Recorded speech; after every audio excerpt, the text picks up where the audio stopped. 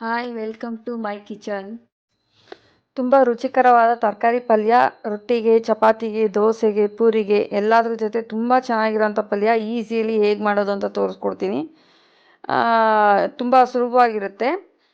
ಇದು ಒಂದು ಬಾಣಲಿಗೆ ಒಂದು 4 ಸ್ಪೂನ್ ಎಣ್ಣೆ ಹಾಕೋತಾ ಇದ್ದೀನಿ.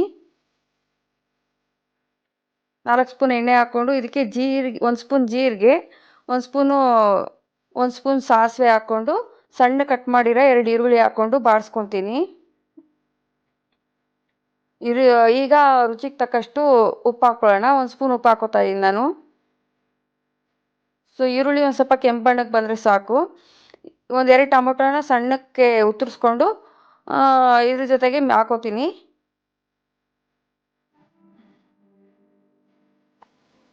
ಸೊ ಟೊಮೆಟೊ ಒಂದು ಸ್ವಲ್ಪ ಮ್ಯಾಶ್ ಆಗಲಿ ಅಂತ 1 ಸ್ಪೂನ್ ಅರಿಶಿನ ಪುಡಿ ಹಾಕೋತಾ ಇದ್ದೀನಿ, ಜಲ್ದಿ ಮ್ಯಾಶ್ ಆಗುತ್ತೆ.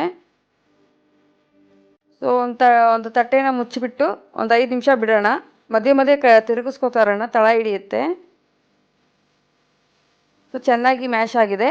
ಕ್ಯಾಪ್ಸಿಕಮ್ ಮತ್ತು ಸೀಮೆ ಬದನೆಕಾಯಿ, ಆಲೂಗಡ್ಡೆ, ಪಡವಲಕಾಯಿ ಈ 4ನ್ನು ಹಾಕ್ಕೊಂಡು ಇದ್ರ ಜೊತೆಗೆ ಒಗ್ಗರಣೆ ಜೊತೆಗೆ ಮಿಕ್ಸ್ ಮಾಡ್ಕೊತಾ ಇದ್ದೀನಿ. ಚೆನ್ನಾಗಿ ಬಾಡಲಿ ಎಣ್ಣೆ ಜೊತೆಗೆ. ಚೆನ್ನಾಗಿ ತಿರುಗಿಸ್ಬಿಟ್ಟು ಒಂದು ಸ್ವಲ್ಪ ನೀರು ಹಾಕ್ಬಿಟ್ಟು ಮುಚ್ಚಿಬಿಡೋಣ. ಒಂದು 10 ನಿಮಿಷ ಬೇಯಲಿ. ಆಮೇಲೆ ಯಾರೆಲ್ಲ ನನ್ನ ವಿಡಿಯೋನ ಸಬ್ಸ್ಕ್ರೈಬ್ ಮಾಡ್ದಲೇ ನೋಡ್ತಾ ಇದ್ದೀರಾ ಅವರೆಲ್ಲ ಸಬ್ಸ್ಕ್ರೈಬ್ ಮಾಡಿ ಫ್ರೆಂಡ್ಸ್. ಆಮೇಲೆ ಪಕ್ಕದಲ್ಲೇ ಬರೋ ಬೆಲ್ ಬಟನ್ನ ಟಚ್ ಮಾಡಿ ನಾನು ಚಾನಲ್ಗೆ ಹಾಕೋ ಫಸ್ಟ್ ವಿಡಿಯೋ ನಿಮಗೆ ಬರುತ್ತೆ. ಆಮೇಲೆ ಟ್ರೈ ಮಾಡಿ ಹೇಗೆ ಬಂತು ಅಂತ ಕಮೆಂಟ್ ಮಾಡಿ ಹೇಳಿ.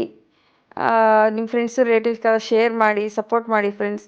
ಸೊ ಈಗೆಲ್ಲ ಚೆನ್ನಾಗಿ ಕುದೀತಾ ಇದೆ, ತರಕಾರಿ ಎಲ್ಲ ಚೆನ್ನಾಗಿ ಬೆಂದು ಇದೆ.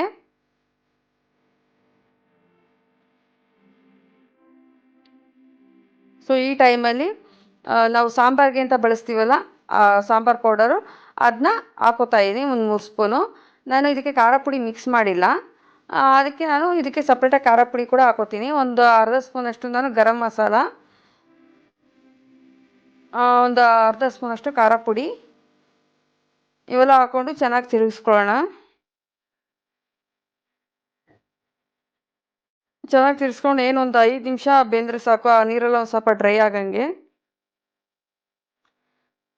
ಸೊ ಇಷ್ಟು ಸುಲಭವಾಗಿ ಒಳ್ಳೆ ತರಕಾರಿ ಪಲ್ಯ ರೆಡಿ ಮಾಡ್ಕೋಬೋದು ಫ್ರೆಂಡ್ಸ್. ಒಂದ್ಸತಿ ಟ್ರೈ ಮಾಡಿ.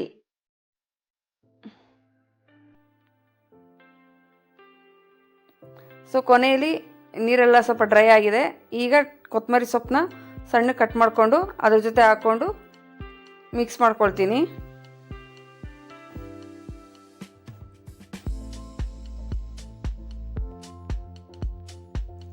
ಆಮೇಲೆ ಬೆಳಗ್ಗೆ ಹೊತ್ತು ಬಾಕ್ಸ್ಗೆ ಚಪಾತಿ ಪಲ್ಯ ಮಾಡೋದು ತುಂಬ ಲೇಟ್ ಆಗುತ್ತೆ, ತುಂಬ ಸುಲಭವಾಗಿರುತ್ತೆ.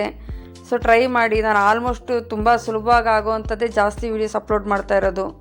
ಸೊ ರುಚಿಕರವಾದ ಪಲ್ಯ ಚಪಾತಿ ಜೊತೆಗೆ ಟೇಸ್ಟ್ ಮಾಡಿ ಹೇಗಿದೆ ಅಂತ ಕಮೆಂಟ್ ಮಾಡಿ ಫ್ರೆಂಡ್ಸ್. Thank you.